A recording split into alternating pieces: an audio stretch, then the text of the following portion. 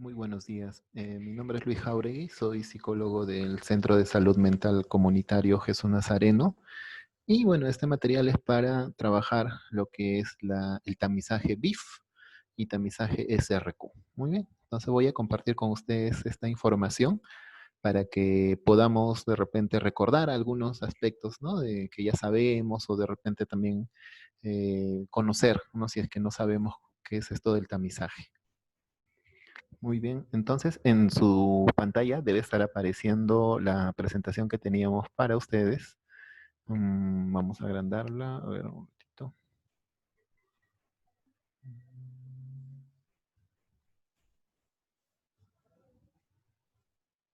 Muy bien, entonces les decía, ¿no? El tamizaje que se hace en el primer nivel de atención eh, se relaciona con dos problemáticas. Una problemática es la de violencia intrafamiliar, ¿no? O conocido como BIF.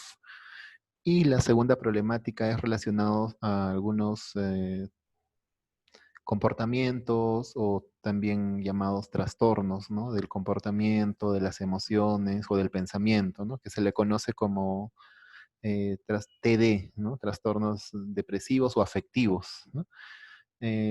También tenemos en los tamizajes el tamizaje de episodio psicótico, ¿no? Que se le conoce como EP. Y finalmente tenemos el tamizaje AD, ¿no? De adicciones. Entonces, para estos tres últimos tamizajes TD o de trastornos a nivel de afectivos, ¿no? Trastornos afectivos o del afecto, trastornos de adicciones o trastornos psicóticos, ¿no? O episodios psicóticos, se utiliza un instrumento que es el SRQ, del que vamos a hablar más adelante. Entonces, bueno, vamos a utilizar o vamos a ver dos instrumentos en esta capacitación, por así decirlo. Tenemos la violencia intrafamiliar y para ello utilizamos la ficha de tamizaje BIF o de violencia intrafamiliar. Y para el resto de tamizajes, AD, TD, EP, utilizamos el SRQ. ¿Ya? Repito, AD significa adicciones, TD, trastornos afectivos, y EP significa episodio psicótico. ¿Está bien? Bueno, la diapositiva fue elaborada por la psicóloga Teresa Durán Ceballos de nuestro centro de salud, pero quien les habla va a socializarlo. ¿Está bien? Bueno, primero comenzamos con conceptos de violencia. ¿De qué hablamos cuando hablamos de violencia? Especialmente de violencia intrafamiliar. Cuando hablamos de violencia intrafamiliar, hablamos de todo tipo de violencia que se ejerce dentro, ¿no? de un hogar, de una familia, y se ejerce entre los miembros de la familia, ¿no? Entonces, puede ser de uno a varios o de varios a varios también, ¿no? O de varios a uno también. Bueno, entonces, es toda violencia que se ejerce por uno o varios miembros de la familia contra otros miembros de la familia, ¿no? ¿En qué se basa la violencia? La violencia está basada en el abuso de poder. ¿Sí? Vamos a ver esto luego. ¿Quiénes sufren por la violencia intrafamiliar? Las personas con situaciones de vulnerabilidad, ¿no? O poblaciones vulnerables, como se les conoce, ¿no? Mujeres, niños, niñas, adolescentes, personas adultas mayores. Entonces, ¿qué es violencia? Vamos a recordar lo que dice la ley 3036-4, que es la ley para prevenir, sancionar y erradicar la violencia contra las mujeres y los integrantes del grupo familiar. Entonces, ahí está la definición de violencia, ¿no? La violencia es cualquier acción, conducta, ¿no? Que cause muerte, daño o sufrimiento físico, sexual o psicológico. ¿Bien? También se le puede considerar acción, pero podríamos decir también que es la inacción, ¿no? Es decir, el no hacer algo, ¿no? Ahí viene la parte de negligencia, ¿no? Entonces, es cualquier acción u omisión o conducta que cause muerte, daño, sufrimiento físico, sexual o psicológico, ¿ya? Es lo que indica la ley 3036-4. Entonces, no solo es el daño físico, sino también sufrimiento a nivel psicológico, y por psicológico hablamos a nivel de emociones, ¿no? De sentimientos, y también a nivel sexual, ¿no? Entonces, para conocer el tema de la violencia, normalmente utilizamos un dibujo, ¿no? Del ciclo de la violencia, ¿no? Donde se habla de que hay una víctima y un agresor. Normalmente el agresor es el que ejerce el poder sobre la víctima y justamente utiliza las acciones agresivas, o en todo caso estas conductas que llamamos de intimidación también, ¿no? Eso a nivel psicológico, con el fin, ¿no? de mantener su poder. ¿No? Ese es el fin único. Puede ser el varón de la pareja, puede ser la mamá contra el niño, puede ser también la mujer contra el esposo, en fin, ¿no? Aunque estos casos son estadísticamente no son tan visibles, pero también se dan, ¿no? ¿Y cómo es el proceso de esta violencia? Entonces aquí es donde viene el ciclo de la violencia. Normalmente hay tres fases, ¿no? Y una vuelta a la fase. Entonces, en la fase uno estamos hablando de que en un primer momento en las relaciones interpersonales de la familia aumenta la tensión, ¿no? Empieza a aumentar, aumentar, aumentar, aumentar, y luego se pasa a la fase 2, que es cuando ya aumentó y, por así decirlo, explotó la bomba, ocurre la situación de agresión, ¿no? Entonces, en la fase 2 hay la situación de agresión que normalmente viene con una descarga incontrolable de la atención, ¿no? Por parte especialmente del abusador, ¿no? De la persona que tiene más poder, ¿no? Y finalmente se pasa a la fase 3, que es más conocida como la luna de miel, ¿no? Es donde hay arrepentimiento, la persona cambia momentáneamente, ¿no? Sin embargo, cuando ya hay un perfil, ¿no? Hay una persona que tiene una característica de violencia, ¿no? O sea, un perfil de violento, entonces lo más probable es que no acabe aquí el ciclo de la violencia, sino que se regrese nuevamente y se vaya acumulando, acumulando la tensión y nuevamente empieza esto, ¿no? Se acumula la tensión. Fase 2, situación de agresión. Fase 3, discúlpame, perdóname, prometo no volverlo a hacer, pero nuevamente, como no se resuelven los problemas a nivel familiar, o en todo caso de pareja o de padres a hijos, se sigue acumulando nuevamente la tensión, ¿no? Normalmente, antes de la violencia, está el estrés familiar. Y el estrés familiar se da por conflictos. Los conflictos significa de que uno y otro en la familia tienen metas diferentes, desean cosas diferentes, pero no llegan a un consenso. Entonces, eso es lo que trae conflicto, del hijo a la madre, ¿no? El hijo quiere jugar cuando la madre quiere de repente realizar otras actividades, conflicto, ¿no? Eso no es violencia, ¿no? Puede acumularse el estrés. Normalmente, ¿cómo se soluciona? Negociando, ¿no? La madre le dice al niño, bueno, eso lo dejamos para otro momento, puedes ir haciendo esto, lo distrae, el niño también acepta y listo, se resuelve el conflicto, ¿no? Pero, por ejemplo, más adelante podría ser, ¿no? Por ejemplo, si tuviéramos un caso de una persona adicta, ¿no? Que un adolescente adicto, ¿no? Que de pronto quiere salir a consumir y los padres le detienen, le dicen no, conflicto, pero por la gravedad del problema puede agredir, ¿no? A sus padres, ¿no? Entonces ahí estamos en un nivel ya de agresión. Y si esto se empieza a repetir en este ciclo que hemos estado comentando, ¿no? Lo más probable es que ya estemos hablando de violencia, ¿ya? Bueno, vamos a pasar a la siguiente. ¿Cómo uno puede darse cuenta de si hay o no hay violencia? Bueno, lo primero que debemos recordar es que las personas que sufren, ¿no? Y vamos a decir nosotros también hemos sufrido violencia en algún momento. O sea, los que hemos sufrido violencia en algún momento, qué difícil es aceptarlo, ¿cierto? Qué difícil es contarlo. Uno no va a un centro de salud o a una posta o un puesto de salud a decir, miren, esto me ha pasado, ¿no? Rara vez, ¿no? Rara vez pasa eso. Entonces, es necesario que nosotros como operadores de salud tengamos la capacidad, uno, de observación, ¿no? Poder observar signos, síntomas, bueno, y escuchar, ¿no? También lo que nos refieren, síntomas, ¿no? Referidos a la violencia. Entonces, obviamente, cuando hay violencia física, sobre todo, hay signos físicos evidentes, como son los que ven ahí, ¿no? Por ejemplo, hematomas, contusiones, cicatrices, quemaduras, fracturas, lesiones, pero que la persona que tiene las lesiones dice que, bueno, han sido accidentales. Entre la atención, ¿no? La fecha de atención y la lesión, o sea, en los momentos en que ocurrió hay una distancia, un tiempo bastante significativo. Entonces, eso también nos lleva a pensar, ¿por qué no se atendió, no? Si tuvo la lesión en cierto momento, ¿por qué esperó tanto, no? Entonces, eso. Lo otro es, también puede haber mordeduras, puede haber lesiones, sobre todo en la zona de los genitales, ¿no? En caso de las mujeres, en la zona de la vulva, ¿no? El recto, en fin, y también puede haber presencia de infecciones urinarias. Entonces, ahí atentos con esos detalles, ¿no? Entonces, no es que la persona quizá lo manifieste, pero sí los signos, o sea, lo que observamos, puede permitirnos, ¿no? Darnos cuenta, digamos, de una posibilidad, ¿no? De que esté ocurriendo violencia intrafamiliar. En caso de las gestantes también, ¿no? Algo bien curioso que pasa en nuestra sociedad es que en la gestación a veces las parejas tienden a ser más agresivas y más violentas, ¿no? Y se ha visto mucho esto, ¿no? La persona con el perfil violento no va a respetar que su pareja esté gestando, ¿no? La agrede igual, ¿no? Entonces, cuando vienen a consulta las gestantes podemos ver, ¿no? Que en las zonas del abdomen, en las zonas de las mamas, han sufrido algún tipo de lesión, ¿no? Y generalmente por parte de sus parejas. Luego, en la zona de la boca, las mejillas, los ojos, hay laceraciones, ¿no? O sea, ha habido un incidente, digamos, ¿no? Probable. Luego, las personas se queja de que, otro signo, ¿no? De que le duele la cabeza, hay cefaleas, ¿no? No puede dormir.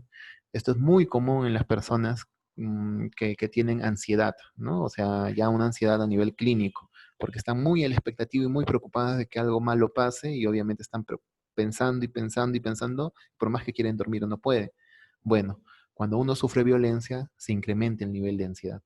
Uno está constantemente ahí tratando de percibir el peligro, ¿no? Y cuidarse, obviamente, de ello, ¿no? Y finalmente hay dolores crónicos sin motivos claros.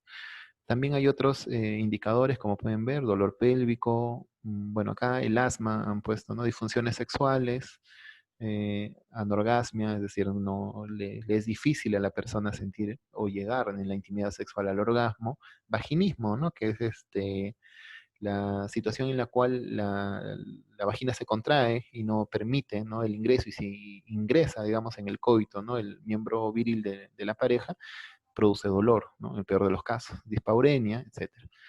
Usa frecuentemente esta persona en los servicios de emergencia, hay heridas que han sido por armas de fuego o por armas punzocortantes o por algún objeto, ¿no? Que ha utilizado el agresor, dolor al miccionar,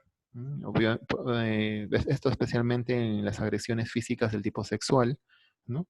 Y normalmente está consultando la persona, especialmente, ¿no? La víctima, obviamente, está consultando por si tiene alguna infección de transmisión sexual, ¿no? Probablemente porque el coito no ha sido consentido, ¿no?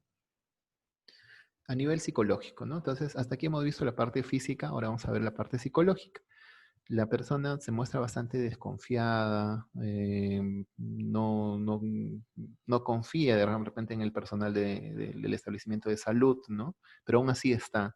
Entonces ahí también hay que sensibilizarnos, ¿no? Cuando vemos a una persona, entre comillas, insegura, ¿no? Y un trato del tipo, pero mamita, dime, ¿para qué has venido? ¿Qué cosa quieres? Ay, no puedo perder mi tiempo. Ese tipo de trato obviamente no va a permitir que alguien pueda expresar si está sufriendo o no violencia, ¿no? Nosotros no sabemos, especialmente en el área de salud mental, qué traen, ¿no? Las personas pueden venir muy contentos, muy alegres. La otra vez vino un chico muy despeinado, ¿no? Puede ser que uno tenga también como cierto rechazo, en fin, pero no sabemos qué cosa está trayendo dentro, ¿no? Entonces es mejor pecar de precavido que de asumir, ¿no? Que esta persona no necesita ayuda y tratarla mal, ¿no? Por favor, eso también nosotros sensibilizarnos. Luego, a veces también a nivel psicológico, en el caso de las adolescentes o los adolescentes que sufren violencia, necesitan o tienen esa necesidad de ganar, de sobresalir, ¿no? ¿Por qué? Porque quieren todavía autoafirmarse, ¿no? Es decir, han perdido el poder frente ya sea si su agresor es su papá, su mamá o su pareja, pero han perdido poder y necesitan alcanzar algo que les dé poder, ¿no? Demandas de atención, sobre todo en el caso de los niños, ¿no? Los niños que sufren violencia demandan mucha atención. A veces tienden también a ser agresivos niños y adolescentes, niños, niñas y adolescentes que han sufrido violencia. Hay ansiedad, hay depresión, como ya les decía, ¿no? Hace un momento. Cuando uno sufre violencia hay un estado de alarma, pero también hay una mirada, especialmente en el adolescente y en el adulto, ¿no? Una mirada consigo mismo, donde vemos que hemos sido maltratados, hemos sido maltratadas y esto nos trae un estado de ánimo depresivo, ¿no? Sin ganas de hacer las cosas, tristes, etcétera. Y también hay conductas del tipo uso de calmantes, sedantes, aislamiento de los demás, retraimiento y se perturba el apetito y el sueño, ¿no? En algunos casos, las víctimas de violencia pueden llegar a consumir drogas.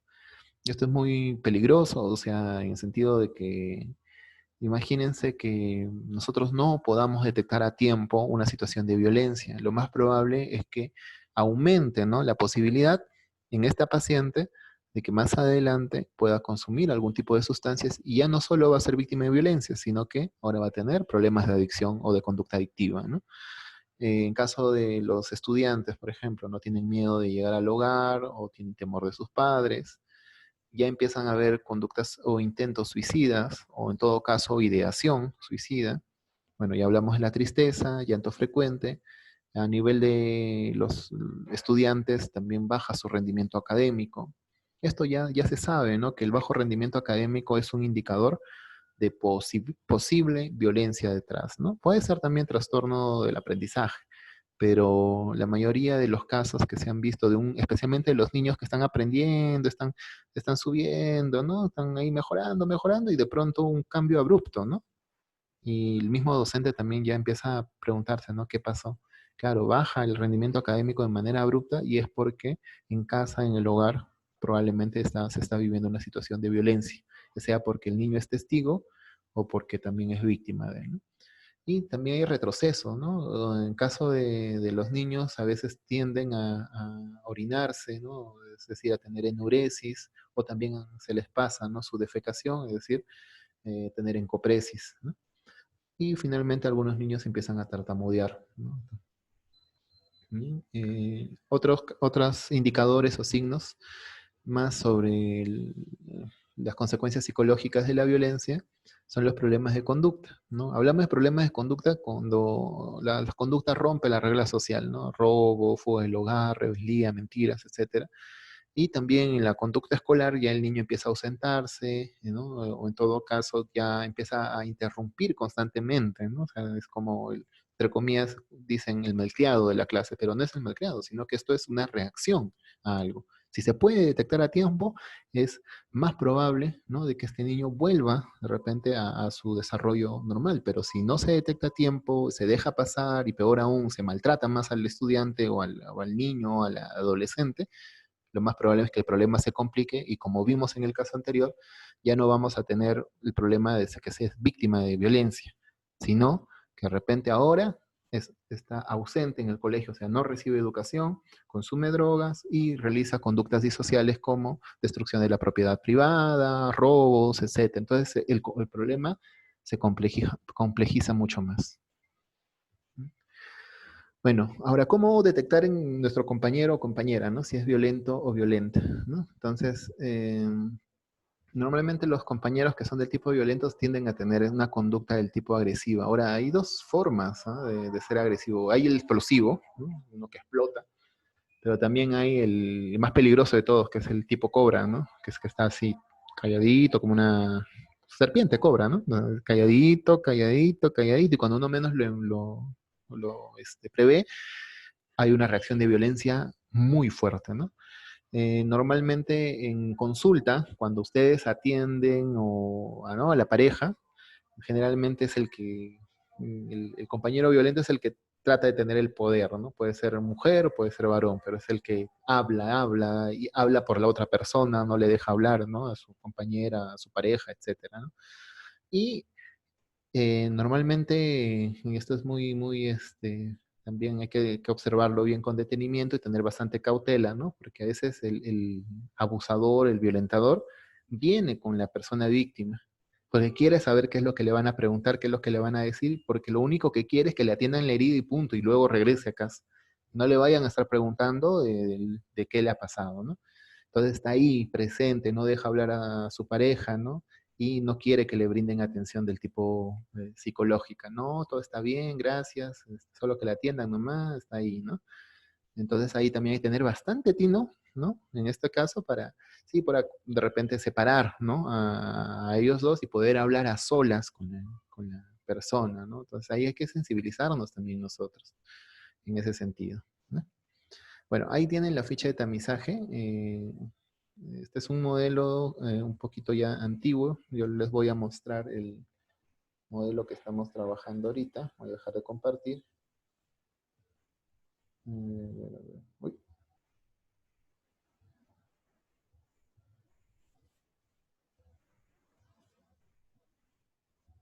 ujú, perfecto. Entonces ahora les voy a compartir eh, este de acá. Esta es la ficha que, bueno, nosotros hemos escaneado, tenemos aquí. Me imagino que cada uno de ustedes también tiene en su establecimiento, ¿no? Vamos a comenzar con la ficha BIF primero. Ya, ahí está. Bien.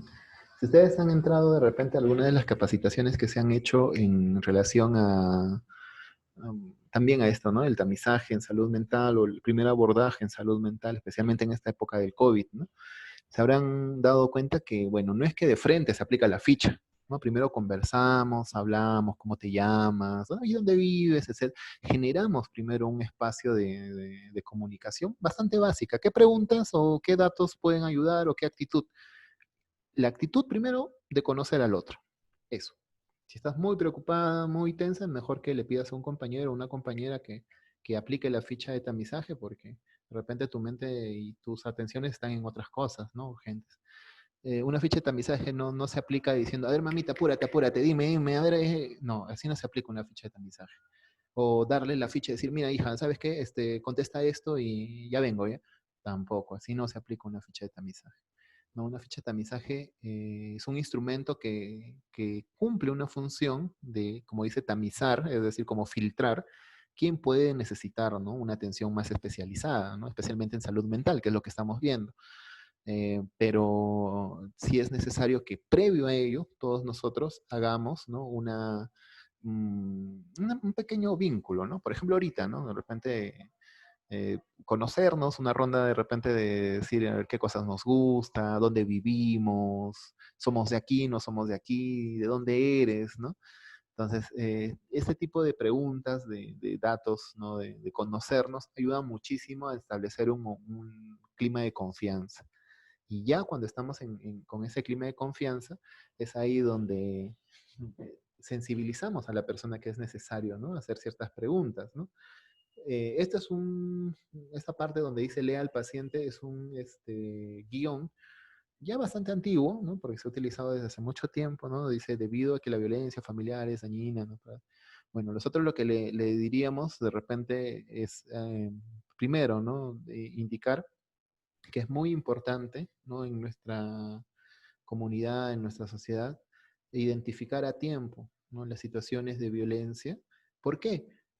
Porque existen medios para abordar, ¿no? O sea, existen recursos en los cuales se puede tratar a tiempo la violencia y sobre todo parar, ¿no? Y recuperar nuestro estado de ánimo, ¿no? Entonces, como existe estos recursos, aquí en nuestro centro de salud nosotros también tenemos un recurso, que es, si es que tenemos el área de medicina y psicología, genial, ¿no? La persona puede tratarse tanto físicamente como también a nivel mental, como decimos, ¿no?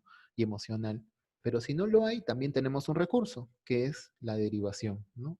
Ayudar al paciente que llegue a esos servicios, ¿no? Si es que en caso lo requiere. Entonces, la persona puede decir, no, no tengo nada de eso. Bueno, genial. Entonces, pero de todas maneras, déjame hacerte algunas preguntas, ¿no? Con respecto a esto.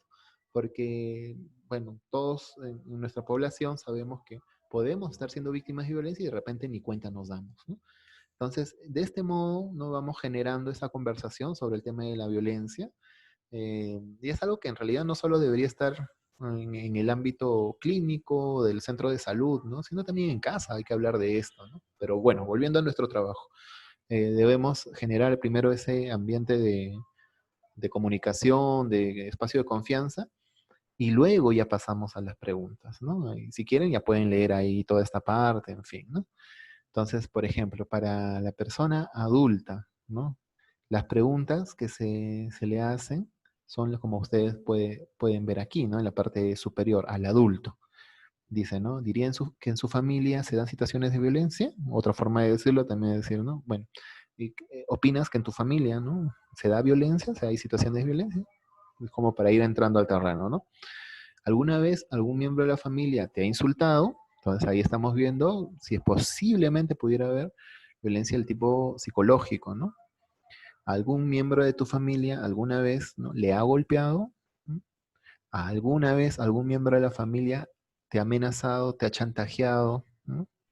O de repente algún miembro de la familia alguna vez, ¿no? te ha obligado a tener relaciones sexuales. Bueno, estas preguntas se hacen una a una, ¿no? Primera pregunta, un ítem, esperamos su respuesta, ¿no? Luego pasamos al siguiente ítem. ¿Ya? Ahora, si estamos hablando de un papá, ¿no? O una mamá y queremos hacer el tamizaje, pero para el niño, ¿no? Para la historia del niño, entonces allí es necesario preguntar con respecto a cómo es la relación, ¿no?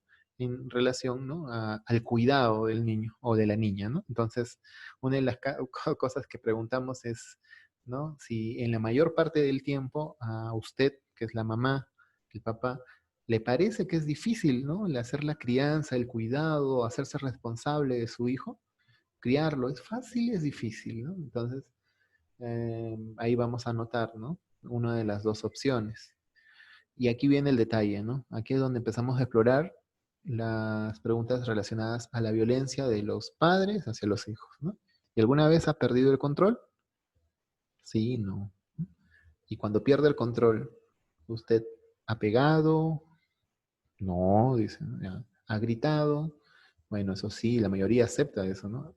Ha empujado, ha sacudido. Ustedes saben que un sacudón, esto que le llamaban zamaquear, ¿no? Antiguamente, también tiene consecuencias negativas para la salud mental del niño o de la niña, ¿no? Lo ha encerrado sin dejarlo salir por buen tiempo, ¿no? Entonces, ¿su hijo es muy desobediente? Sí, ¿no? ¿Por qué esta última pregunta sobre si su hijo es muy desobediente? Porque, bueno, ustedes pueden decir, pero solo es la percepción de la madre. Bueno, de todas maneras, es importante tener en cuenta porque no vaya a ser que el niño también, si es un niño sobre todo entre los 7, 8, 9 años, quizá esté teniendo también un trastorno a nivel de salud mental, ¿no? Por ejemplo, los niños que entre comillas son desobedientes son aquellos niños que teniendo el trastorno de déficit de atención con hiperactividad, trastornos de comportamiento disocial, oposicionista desafiante, por ejemplo, tienen ese tipo de reacciones, ¿no? Entonces también podría ayudarnos a detectar a tiempo, ¿no? Pero obviamente eso no justifica, o sea, tener un trastorno mental en la niñez no justifica que mis padres me agredan o me violenten, ¿ya? Por si acaso, pero igual, ¿no? Entonces hay que estar preguntando y alertas a eso, sobre todo si el niño tiene un trastorno a nivel mental. Claro, ustedes no son psicólogas, no son psicólogos, pero siempre hay que tener en cuenta ello. Y aquí vienen todos los indicadores, ¿no? Todos los indicadores, tanto físicos, psicológicos, sexuales o de negligencia, ¿no? que hemos comentado en la primera parte, ¿no? En la exposición. Entonces aquí vamos a marcar con una X aquellos indicadores presentes en el momento de la entrevista o de la aplicación de la ficha de tamizaje, ¿no? Entonces, ya esto de aquí creo que ya lo hemos visto, todo esto, ¿no?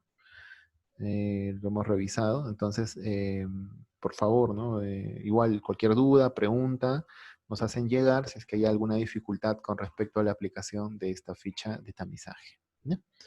Muy bien, entonces aquí cerramos un poco lo del tema de violencia para pasar ahora el tamizaje de las otras áreas, ¿no? Que es el tamizaje TD, AD y EP. ¿Ya? Entonces, vamos a dejar de compartir.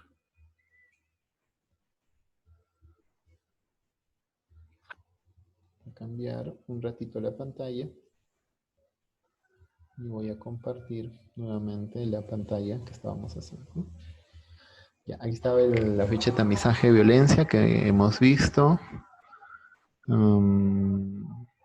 ver un ratito que cargue.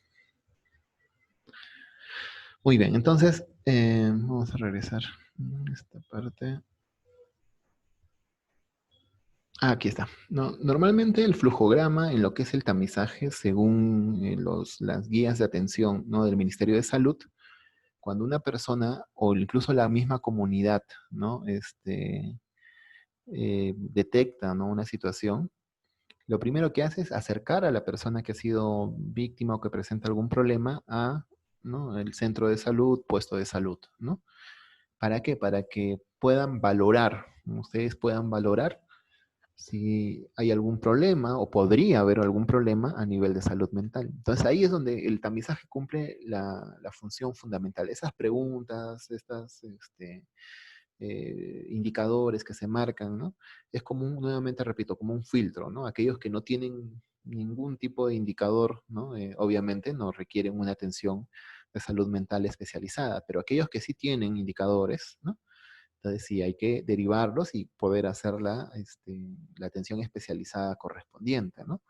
Entonces, por ejemplo, en general, ¿quiénes deberían encargarse de esta área? Es el área de triaje, ¿no? O sea, se supone que es el primer contacto con el paciente, ¿no? Y ahí es donde se debería aplicar, según las guías de acción, ¿no?, en salud mental del MINSA, es ahí donde se debería aplicar los tamizajes de salud mental, ¿no? Entonces, el triaje a veces está a cargo de técnicos, enfermeros, ¿no?, etcétera. Entonces, ahí es donde se debería aplicar, ¿no?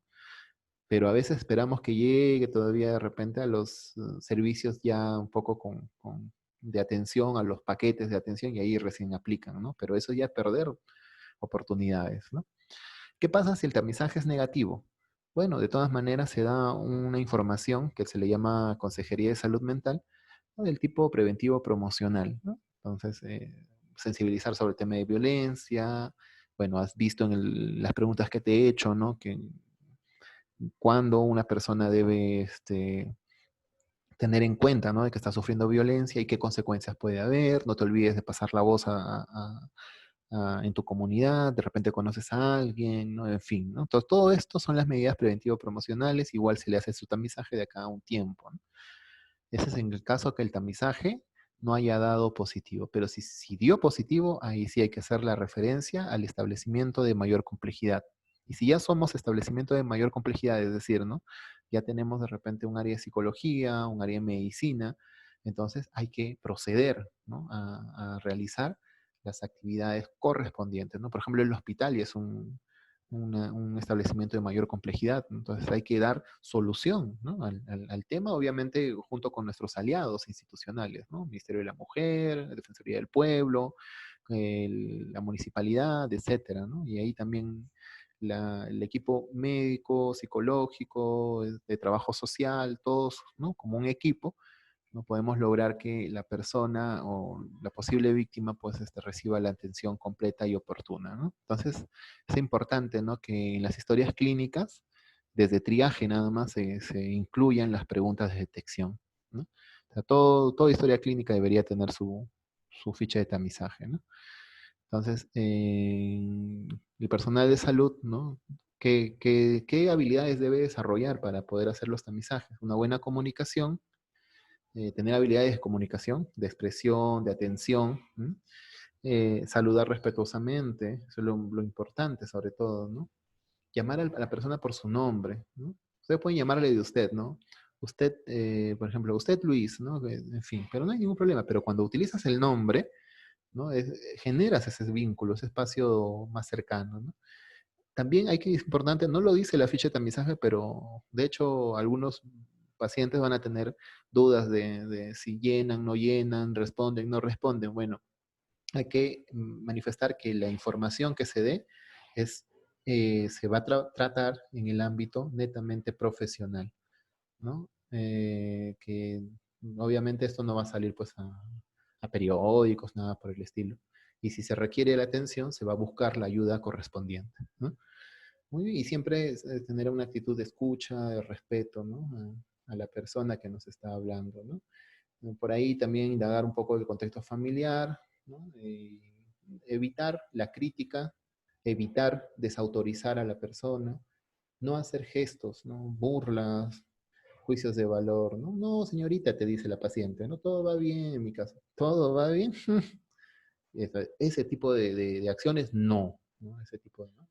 Más bien al contrario, ¿no? Qué bueno, ¿no? Que estén las cosas bien, pero igual, ¿no? Debemos hacer las preguntas correspondientes y, bueno, respóndeme con total honestidad, porque esto es netamente, ¿no? Del trabajo que realizamos en esta área de salud, ¿no? Muy bien. También hay que ponernos al lugar de la otra persona, como les dije, no todas las personas que vienen al servicio quieren un servicio de salud mental, pero es necesario detectarlo, ¿no? Lenguaje también no verbal, es decir, nuestros gestos, nuestros movimientos, tiene que ser amable, amigable, ¿no? No vamos a estar rígidos ahí, ¿no? Muy bien. Entonces, ¿cuándo fue la última vez que pasó?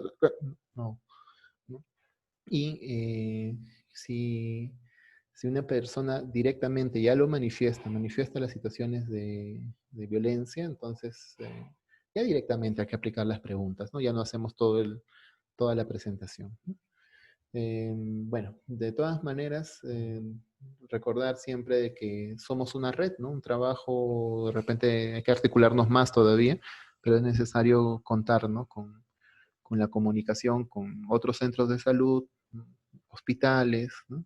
Y siempre mantenernos siempre en contacto, ¿no? Para poder acordar, ¿no? Bueno, ahora sí pasamos al cuestionario SRQ, ¿no? SRQ, ¿por qué? Porque en inglés es Self-Report. Bueno, acá debería decir questionary, ¿no? Questionary. Entonces es cuestionario de autorreporte, ¿no? De 18 preguntas, pero en realidad son más, ¿ya? Pero vamos a ver.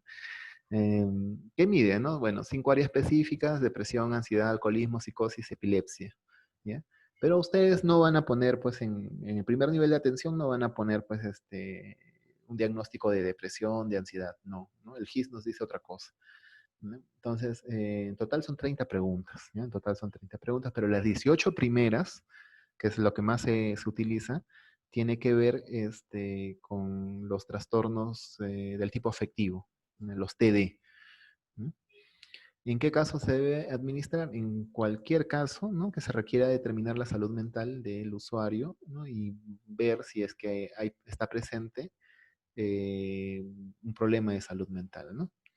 Entonces, ¿sobre qué tiempo evaluamos o le hacemos estas preguntas? Sobre los últimos 30 días, ¿no? Entonces, el profesional lee la pregunta y la persona responde sí o no. Así parecido también a la ficha de tamizaje BIF, ¿no? Normalmente cada respuesta positiva, es decir, cada respuesta sí, vale un punto, ¿no? Y luego se suman las 18 primeras preguntas.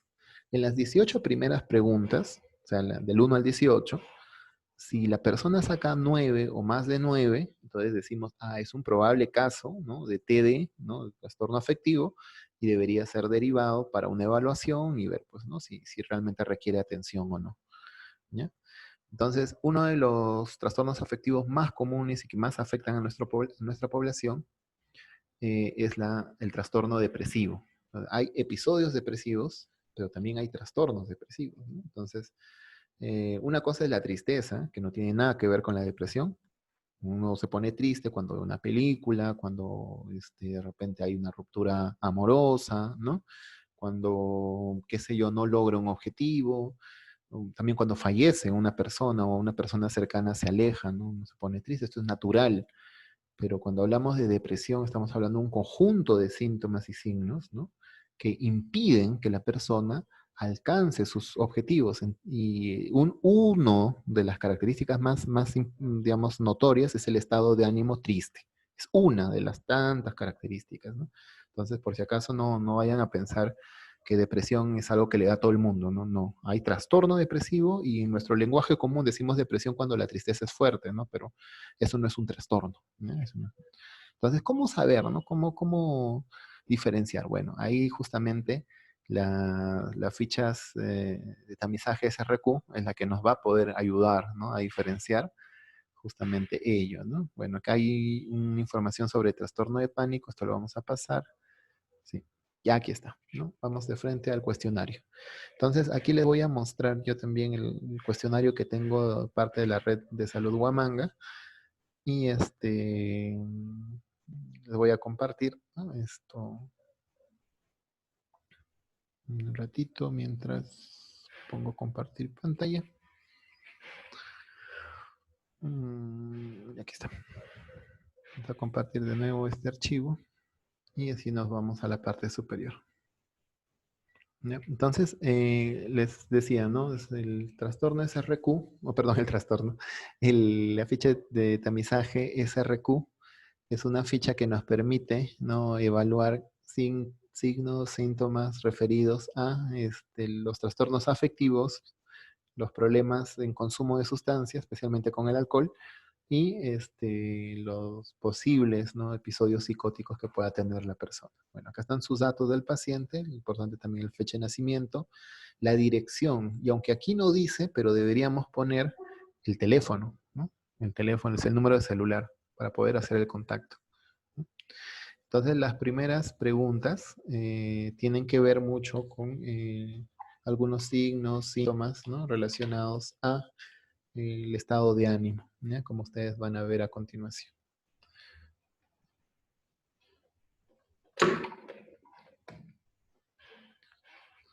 Muy bien. Entonces, muy bien, comenzamos desde la primera. Recuerden, si es que no se ha hecho anteriormente a aplicar este tamizaje, es necesario, ¿no? Lo mismo que para el tamizaje de violencia, ¿no? Si es que no se ha hecho, ¿no? Lo que es el espacio de confianza, conversar sobre nuestro nombre, nuestro lugar de origen, qué cosas nos gusta hacer los fines de semana, nuestros hobbies, etcétera, y vamos teniendo un espacio, ¿no? De comunicación. Y luego informamos al paciente, ¿no? De que en aras de cuidar su salud mental, es necesario, ¿no? Responder algunas preguntas con respecto, ¿no? A nuestro estado físico y también a nuestras emociones y pensamientos, ¿no? Y ahí es donde comenzamos, ¿no? Donde empezamos a preguntar si en los últimos 30 días, ojo, en el último mes, la persona ha tenido dolores de cabeza frecuentes, ¿no? La respuesta es sí o no. Si ha tenido mal apetito, si duerme mal. Y este dormir mal significa eh, o bien tener insomnio, es decir, que no puede conciliar el sueño, o también dormir mal puede ser que tenga pesadillas, ¿no? Puede ser que pesadillas frecuentes, constantes, se despierte de repente a mitad de su sueño y ya no puede volver a dormir también, ¿no? Con el mal apetito, el número dos, ¿no? Mal apetito se refiere puede ser en general al tipo de apetito normal que uno tiene, pero que ha cambiado, ya sea porque ha aumentado mucho de lo que normalmente come, o ya sea porque ha disminuido mucho de lo que normalmente come, ¿ya? A eso se le llama mal apetito. Se asusta fácilmente, puede ser con ruidos, con ideas de que alguien de repente está cerca, etcétera. Sufre de temblor de manos, esto más que todo para ver la parte neurológica, ¿no? Se siente nerviosa, tensa, nervioso, tenso en los últimos 30 días, ¿no se ha sentido así? Sufre de mala digestión. Las personas que tienen problemas a nivel afectivo, ya sea a nivel de ansiedad o depresión clínica, como la que estamos hablando, normalmente se altera el proceso digestivo, ¿no? O bien se estriñen, ¿no? Por eso dice sufre mala digestión, o bien también se les afloja el estómago o tienen problemas para orinar, ¿no? Es incapaz de pensar con claridad, ¿no? Se siente triste y la 10 no ha salido. Ahorita me estoy dando cuenta. Vamos a ver un ratito. ¿Qué pasó con la 10? Ah, la 10 es llora con mucha frecuencia. Entonces, bueno, aquí una alarma a Red de Salud Huamanga. En el archivo que nos han mandado no hay la pregunta 10, ¿no? Y la 10 es llora usted con mucha frecuencia, ¿ya? Entonces, estas últimas preguntas, 8, 9, 10, tienen que ver más con las características de estado de ánimo triste, ¿no? Que ya sabemos que es uno de los indicadores de la depresión clínica. No, pero miren, ¿no? No solo es estar triste, sino también tener dificultades para disfrutar de lo que hago en mi vida diaria, no poder tomar decisiones, ¿no? O dificultades en mi trabajo, y si soy estudiante, en mi trabajo académico, ¿no? Mis tareas académicas. Entonces, esas son las preguntas que vienen a continuación, ¿no? ¿Tiene dificultad para disfrutar de sus actividades diarias? Normalmente disfrutamos de alguna actividad, ya sea ir al mercado, yo por ejemplo ya he aprendido ahora con el COVID ir al mercado y a disfrutar de ello, ¿no? O de repente, mientras ponemos nuestra música, ir haciendo las cosas del hogar o en el trabajo, ¿no? Tenemos que de repente hacer una u otra cosa y nos divertimos con algún aspecto, ¿no? No, obviamente no todo es divertido, ¿no? Pero siempre hay esa sensación de que estamos disfrutando lo que estamos haciendo, ¿no? Si no es así, por si acaso no están disfrutando con su trabajo, ojo, ¿eh? Ahí no vaya a ser el síndrome quemado o burnout que esté operando. Pero bueno, ahí nos estamos yendo del tema. Volviendo al punto 11, es necesario preguntarles si disfrutan de las actividades diarias y luego, ¿no? Si pueden tomar decisiones. La mayoría de personas no debería tener dificultad para tomar decisiones, excepto aquellas que están muy ansiosas, muy preocupadas o en todo caso muy deprimidas, ¿no? También se le pregunta en la 14 si siente que puede hacer algo útil en su vida. ¿Puedes desempeñar o puedes hacer algo útil en tu vida? ¿Sientes que puedes hacer ello o que eres incapaz de ello? ¿No? Aquí lo que se evalúa es si se siente incapaz de hacer algo útil en su vida. Luego, la 15, si ha perdido el interés en las cosas, si se siente aburrido o aburrida todo el tiempo, si ha tenido la idea de acabar con su vida, y esto no tengan miedo de preguntar, ¿no? ¿Por qué? Porque una cosa es la idea, ¿no? Y creo que en algún momento, por varias personas en momentos de frustración, de cólera, de rabia, también se ha pasado por la mente. Entonces, pero sí es importante hablarlo, comunicarlo y sobre todo, si no solo es idea, sino que ya ha pasado a nivel de planificación o ya en intento, ¿no? Entonces, aquí a veces las personas nos cuentan un poquito más de lo que ha pasado cuando hay confianza, ¿no? Y finalmente, si se siente cansado todo el tiempo, por más que no ha hecho actividad física. Entonces, aquí la puntuación es, se suman todos los sís, ¿no? Todos los sís. Todos los sís. Entonces, todas las respuestas positivas o sí se suman. Y más abajo van a ver cómo se determina la puntuación, ¿no? En general, a las 18 preguntas, ¿no? Si la persona ha respondido, ¿no? Con 9 a más, ¿no? Es probable, ¿no? Es probable que sea un caso, ¿no? Un caso. Algo que estoy viendo aquí es que no le, aquí está, 9 a más respuestas positivas, 9 a más respuestas positivas, ¿no? No lo han resaltado. Hubiera sido genial que lo resalte. Ya. Ahora, pero ahí no acaba el tamizaje SRQ. Ahí solo hemos tamizado TD. Ahora podemos utilizar, ¿no? Las siguientes preguntas para tamizar EP o AD, ¿no? EP, episodio psicótico, AD, trastornos adictivos. Entonces, en EP, o para tamizar EP, evaluar, ¿no? Una evaluación rápida, preguntamos si es que la persona se ha sentido como que alguien intenta herirle, lastimarle de alguna forma, ¿no? Si se siente la persona más importante, ¿no? De lo que los demás piensan. Si ha notado interferencias o algo raro en su pensamiento, o si oye voces sin saber de dónde vienen o que otras personas no pueden oír, ¿no? Que vienen a ser las alucinaciones auditivas. Una respuesta sí a cualquiera de estas ya le hace candidato a una derivación a un establecimiento de mayor complejidad para una evaluación a nivel, pues, ¿no? Psicológica o psiquiátrica también, ¿no? Médica psiquiátrica. Luego la siguiente pregunta, la 23, tiene que ver con epilepsia, ¿no? ¿Se acuerdan? ¿No? Ha tenido convulsiones, ataques o caídas al suelo, con movimiento de brazos y piernas, mordedura, pero no solo en sí con epilepsia, sino también con problemas a nivel neurológico, ¿no? Que no necesariamente es la epilepsia.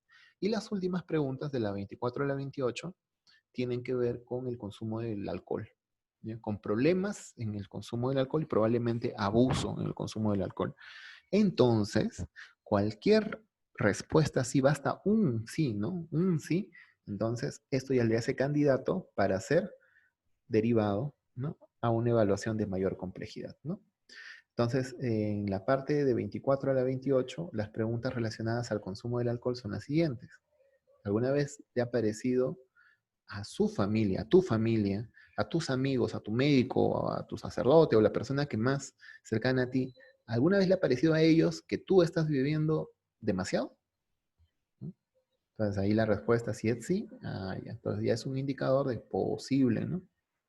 Problema de repente a nivel de consumo abusivo o de adicción de repente. ¿Alguna vez has querido dejar de beber pero no has podido? ¿Has tenido alguna vez dificultades en el trabajo o en el estudio a causa de la bebida? ¿Has estado en peleas, en riñas por haber estado borracho? ¿te ha parecido a ti alguna vez que bebías demasiado? Entonces, esto en los últimos 30 días, no se olviden, ¿eh? En el último mes. Y bueno, cualquier tipo de respuesta así, especialmente para las 3, 4 primeras, tienen que ver con el tamizaje EP, ¿no? Episodio psicótico. Y las del 24 al 28 tienen que ver con el tamizaje AD, ¿no? Y una pregunta complementaria es la 23, que no se codifica con ningún indicador, ¿no? En el lab, pero sí es importante para ver o descartar cualquier problema, ¿no? A nivel neurológico quizá, ¿no? Pero bueno, total, nosotros no somos los especialistas, solo estas preguntas nos permiten sospechar, ¿no? Y luego derivar, ¿no? Y aquí lo tienen en el GIS, ¿no? En el GIS cómo es que se coloca, ¿no? Los tamizajes. Entonces, cuando son del tipo negativo, ¿no? Cuando son del tipo negativo, en el app se pone, si han aplicado la ficha de tamizaje BIF, ponen BIF. Si han aplicado el SRQ, dependiendo de las preguntas que ustedes han considerado, se pone TD, si aplicaron solo las 18 primeras, les ponen EP, si aplicaron las preguntas del 19 al 23, ¿no? Y le ponen AD, si aplicaron las preguntas del 24 al 28, ¿no? Entonces, dependiendo, ¿no? Porque creo que se les permite solo registrar un tamizaje, ¿no? Pero lo ideal sería hacer todo, ¿no? Todo el paquete. Entonces, el app es el que va a cambiar, pero el resto de códigos se va a mantener. ¿Por qué? Eso es en el caso de que no se haya hallado algún problema, ¿no? Pero si se ha hallado algún problema, ¿no? Han encontrado algún indicador posible, por ejemplo, 9 puntos, ¿no? En el SRQ, entonces aquí tendríamos que poner, ¿no? Esto de aquí. Tamizaje de salud mental, TD U140, y aquí sí le ponemos que hemos encontrado un problema. Pesquisa de problemas relacionados a la salud mental, Z, 13.3. Finalmente su consejería. O sea, aplicar el tamizaje no es solo dejar ahí el tamizaje, sino también sensibilizar al paciente de la necesidad de recibir una atención personalizada, individualizada o más especializada, ¿no? Y también que es necesario, ¿no? Cuidar nuestra salud mental, que puede contar con nosotros, si somos enfermeros, técnicos, obstetras, ¿no? O médicos incluso, pero sí es necesario también hablar de qué puede pasar con los trastornos mentales. Yo ya lo había mencionado con violencia, pero en general, si no un trastorno mental no es detectado a tiempo y no es tratado a tiempo, lo más probable es que se complejice y empeore más la situación, ¿no? Entonces aquí tienen la forma de diagnosticar, está en su manual GIS, esto ya no es novedad, ¿no? Pero estos códigos son para cuando se detecta, ¿no? Un problema, ¿no? A nivel de salud mental. Cuando no hay problemas, se pone el tipo de tamizaje, BIF, TD, AD o EP, y solo se pone tamizaje y consejería, porque no hay problemas. Pero si hay problemas relacionados con violencia, se pone BIF, problemas relacionados con violencia, R456. Si hay problemas relacionados con el uso de drogas, se pone AD y el código Z722. Y finalmente, en TD, ¿no? En el SRQ. Si hay problemas relacionados en general al estado de ánimo, se pone pesquisa de problemas relacionados a la salud mental y el código Z133. ¿Sí? Bueno, compañeros, entonces, compañeros y compañeras, ¿no? Hasta aquí vamos a dejar esta, eh, por así decirlo, capacitación, bueno, porque es asincrónica, pero sí me gustaría también un poco llamar la atención sobre lo que es el tamizaje de salud mental en niños, ¿ya? Porque hasta aquí hemos hablado de adultos, de jóvenes. El SRQ se puede aplicar a partir de los 14 años. Pero ¿qué pasa con los menores de 14 años? Bueno, no hay un instrumento oficial, pero aquí en el centro de salud hemos elaborado, bueno, mi persona está a cargo del área de niños, entonces les voy a mostrar, ¿no? Una ruta de tamizaje bastante rápida, ¿no? Que les puede ayudar en caso de niños menores, ¿no? De 14 años, ¿no? Bueno, en realidad son adolescentes y niños. Estas preguntas se hacen normalmente a los cuidadores, es decir, pueden ser los padres, los apoderados, en fin, o la persona que le acompaña, ¿no? Y hemos dividido, esto no está en sus manuales, esto es una propuesta, y igual se lo dejo a las compañeras, ¿no? O los compañeros de la red, ¿no? Que lo evalúen, con respecto a ciertos problemas a nivel emocional con los niños, problemas de comportamiento, de aprendizaje y de hiperactividad. ¿Ya? No es que vamos a hacer un diagnóstico de esto, sino que vamos a preguntar si es que la queja de los padres es que mi hijo no sé qué le pasa, que me parece medio raro sus sentimientos, ¿no? En la parte emocional, aplicamos estas preguntas, que son similares a las del SRQ. Por ejemplo, si tiene dolor de cabeza, de estómago, si está muy nervioso, si se preocupa mucho por las cosas, se siente triste, llora muy seguido o sin razón. Y las respuestas son sí y no. ¿Y cómo se evalúa? Basta tres respuestas en esta parte para considerar que posiblemente puede tener algún problema este niño a nivel de la salud mental y hay que derivarlo, ¿no? Si es que estamos en el primer nivel de atención. Ahora, los padres también pueden decir, no sé qué le pasa en su conducta a mi hijo, es muy malcriado, muy esto, quiero un psicólogo, dicen. Bueno, hay que ver. ¿Tiene berrinches, rabietas o muy mal genio de forma muy concisa, muy fuerte? ¿Pelea con otros niños o niñas muy seguido? ¿Miente mucho, engaña y no reconoce su culpa? Esto es muy particular, ¿ah? No es que miente, engaña y sí reconoce su culpa. No, que no reconozca la culpa, acusa a otros de repente. Coge lo que no es suyo y roba seguido. Entonces, todo esto configura un poco algunos indicadores de problemas de comportamiento. Y aquí hemos considerado que dos o más respuestas positivas ya estaríamos diciendo de que este, puede ser derivado, ¿no? Este niño para evaluación. A nivel de aprendizaje, la única pregunta que hacemos es si pareciera que es muy lento o que tiene retraso con respecto a otros niños de su edad. Si la respuesta es sí, ya lo derivamos, ¿no? Para evaluación de aprendizaje. Pero si la respuesta es no, no requiere, probablemente tiene que ver con algún tema o que no comprende y es más probable que requiera una asesoría individualizada, ¿no? Y a nivel de hiperactividad, que es lo que la mayoría de padres a veces se preocupa, ¿no? Primero, ¿es hiperactivo y no puede permanecer mucho tiempo quieto? Esa es la pregunta principal. Se distrae con facilidad y su atención es muy baja. Y finalmente, ¿es impulsivo, hace las cosas sin pensar y se puede lastimar él mismo? Aquí necesitamos dos respuestas sí. Si hay dos respuestas sí de estas tres preguntas, ahí sí podemos sospechar de este, derivación. Ahora, si no hay derivación, ¿qué hacemos? Bueno, aconsejamos sobre estilos de crianza positivos. Y eso de repente debería ser motivo para una siguiente capacitación, ¿no? Por ejemplo, utilizar lo que es el programa Familias Fuertes o en general, ¿no? Tener algún conocimiento sobre la crianza positiva. Aquí hay una ruta de aplicación, cómo presentarnos, ¿no? Buenos días, mi nombre es Luis, yo soy psicólogo. Me gustaría que conversemos un momento. Luis, bueno, ¿quién está al frente? A ver, Miguel, ¿no? Me gustaría que conversemos un momento, Miguel, y hablemos sobre la salud emocional y mental de tu hija, de tu hijo. Esto es muy importante para prevenir problemas futuros o para atender problemas que podrían estar pasando en este momento a nivel mental. ¿Te animas? Muy bien, ¿no? Recuerda responder sí o no con total honestidad y según tu propio punto de vista. Tus respuestas van a ser tomadas con confidencialidad. No hay respuestas buenas ni malas. ¿Alguna duda, alguna pregunta? Y aplicamos el tamizaje. ¿No? Está basado en estos dos instrumentos que se utilizan en otros países de la región, el RQC y SDQ.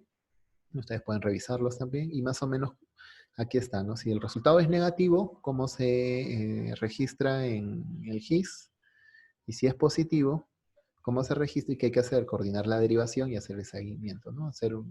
En las derivaciones, por favor, ya sea del BIF, SRQ o si van a aplicar esta propuesta, por favor hagan una copia del tamizaje que han aplicado, ¿no? Y si no pueden sacarle copia, en la parte de descripción anoten los ítems positivos, ¿no? Para poder saber y no volver a estarles aplicando la ficha de tamizaje. Yo les pediría mucho eso, especialmente, me imagino, los compañeros que están en el 1.1, 1.2, ¿no? Porque en hospital, ya o centro de salud mental comunitario, pues ya nosotros hacemos la atención propiamente dicha, ¿no? Y en 1.3 también donde hay psicólogo, ¿no? Siempre la psicólogo, psicóloga serumista, por ejemplo, por favor anexen, ¿no? Su hoja de tamizaje o sus evaluaciones también. A veces no anexan en la ficha de derivación, en la hoja de derivación, ¿ya? Bueno, entonces hasta aquí estamos dejando esta capacitación. Ha sido casi una hora. Les agradezco mucho su atención. Espero que este video se pueda compartir y cualquier duda, consulta, nos pueden hacer, ¿no? Directamente a través de la red de salud, ¿no? El área de coordinación de salud mental. Yo y mis compañeras estaremos encantados, ¿no? De ayudarles, guiarles y responder sus preguntas, ¿no? Un abrazo, cuídense, un abracito. Muy bien, tengan un buen día. Hasta luego.